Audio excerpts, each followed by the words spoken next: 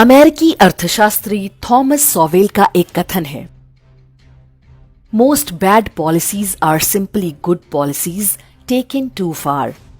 अर्थात अधिकांश खराब नीतियां वास्तव में वो अच्छी नीतियां होती हैं जिन्हें एक सीमा से अधिक बनाए रखा गया। अर्थशास्त्र का एक नियम है, क्रमागत उपयोगिता ह्रास नियम या law of diminishing marginal utility. सरल शब्दों में इसे ऐसे समझ सकते हैं, जब आप दुकान पर एक समोसा खाते हैं तो बहुत आनंद आता है, पर जब आप एक के बाद दूसरा, तीसरा, चौथा समोसा खाने लगते हैं तो चौथे समोसे से उतना आनंद नहीं आता जितना पहले से आया होता है। और यदि आपने 12 या 20 समोसे खाने की शर्त लगा रखी हो तो आपको उसके बाद समोसे से चिढ़ हो जाएगी। हो सकता है कि कुछ दिन तक आपको समोसे की ओर देखने की भी इच्छा ना हो। ये केवल अर्थशास्त्र का ही नियम नहीं है, ये जीवन का सामान्य नियम है। आप अच्छी से अच्छी वस्तु को उस सीमा पर ले जाकर छोड़ सकते हैं जहां वो बुरी लगने लगे। वामपंथ इसी नियम पर चलता है। किसी भी अच्छी चीज को खराब करने में वामपंथ की विशेषज्ञता सबसे बढ़कर है। उन्होंने जितने भी हथकंडे अपनाए हैं वो सभी अपने आप में बहुत अनुचित नहीं हैं।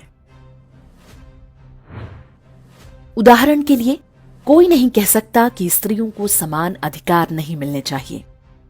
महिलाओं की स्थिति में सुधार की ढेरों संभावनाएं हैं। कोई नहीं कह सकता कि श्रमिकों को उचित पारिश्रमिक नहीं मिलना चाहिए।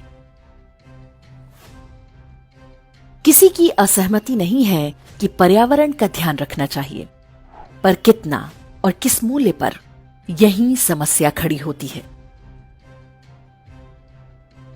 वामपंथी एक अच्छे विषय को उठाते हैं और उसे उपयोगिता की सीमा से परे ले जाकर वहां खड़ा कर देते हैं जब वो एक समस्या बन जाती है। स्त्रियों के अधिकारों को वो परिवार की संरचना के विरुद्ध खड़ा कर देते हैं। मजदूरों के वेतन के विषय को उद्योगों और उद्योगपतियों के विरुद्ध, और पर्यावरण के प्रश्न को हर प्रकार की आर्थिक प्रगति के विरुद्ध।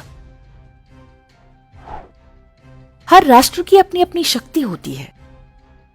वामपंथी उसी शक्ति को राष्ट्र के विरुद्ध प्रयोग करते हैं। जब रूस एक औद्योगिक देश था तो उन्होंने श्रमिकों को देश के विरुद्ध खड़ा किया। इसी तरह चीन एक कृषि प्रधान देश था तो उन्होंने किसानों को खड़ा किया। जब 50 से 60 के दशक में सांस्कृतिक मार्क्सवाद अर्थात कल्चरल मार्क्सिज्म आया तो उन्होंने हर देश की सांस्कृतिक शक्तियों को पहचाना, उस पर हमला किया, उन्हें अपने ढंग से परिभाषित करना आरंभ किया।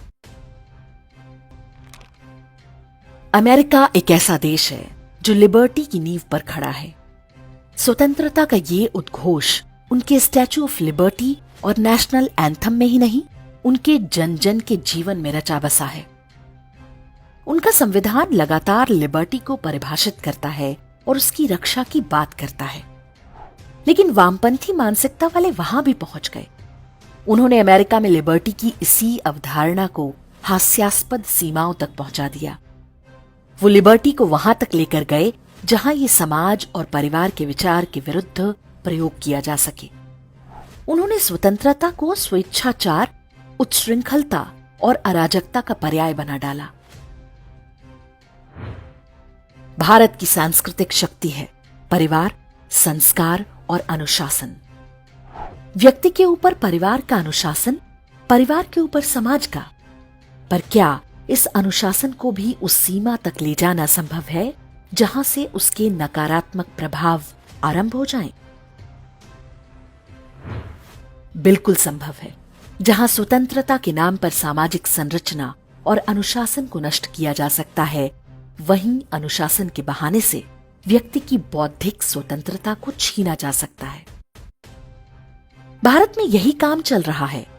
सरकार भले ही उनकी नहीं है, लेकिन फिल्मों, मीडिया और विश्वविद्यालयों से लेकर न्यायपालिका में बैठे वामपंथी जज और सरकारी अधिकारी बड़ी सफाई से अपने अंदर का जहर समाज पर थोप रहे हैं। किसी भी निर्णय का सबसे महत्वपूर्ण बिंदु यह है कि वो निर्णय कौन ले रहा है, और अगर निर्णय वामपंथी व्यक्तियों, विचारधारा या मनोवृत्ति के हाथ में है तो आप आश्वस्त रहें, वो अवश्य इसे अति की सीमा तक ले जाएंगे। अगली पीढ़ी दोनों तरफ से वामपंथियों के हाथों में जा रही है। एक तरफ उन्हें अतिशय स्वतंत्रता का आकर्षण अपनी ओर खींच रहा है, दूसरी ओर उन्हें समझा दिया गया है कि सामाजिक रूढ़िवाद से उनकी बौद्धिक स्वतंत्रता छिन जाएगी। आज के समय में जहां वामपंथ रूढ़िवाद के विरोध के नाम पर युवाओं के बीच सांस्कृतिक मार्क्सवाद के रूप में स्वीकार्यता पा रहा है, वहीं उनका सबसे महत्वपूर्ण सहयोगी भी रूढ़िवादी ही है। ये उन्हें अधिक से अधिक अवसर दे रहा है। वामपंथ जिस स्वतंत्रता का दिवा स्वप्न देख रहा है, वो वामपंथ के मूल चरित्र का कभी हिस्सा ही नहीं रहा। ये समझना होगा कि व्यक्तिगत स्वतंत्रता के नाम पर जो बातें समाज पर थोपी जा रही हैं, वो वास्तव में हमें परतंत्र बनाने के लिए हैं। सामाजिक बंधनों से मुक्ति हो या माता पिता और परिवार से, ये सभी स्वतंत्रता के वामपंथी अतिरेक हैं। जैसा कि क्रमागत उपयोगिता ह्रास नियम में बताया गया है, इन सारी स्वतंत्रताओं के अच्छा लगने की भी एक सीमा है। ये स्वतंत्रताएं व्यक्ति को उस अंधेरे कुएं में ढकेलने के लिए हैं जहां से वापस लौटने का कोई रास्ता नहीं होता।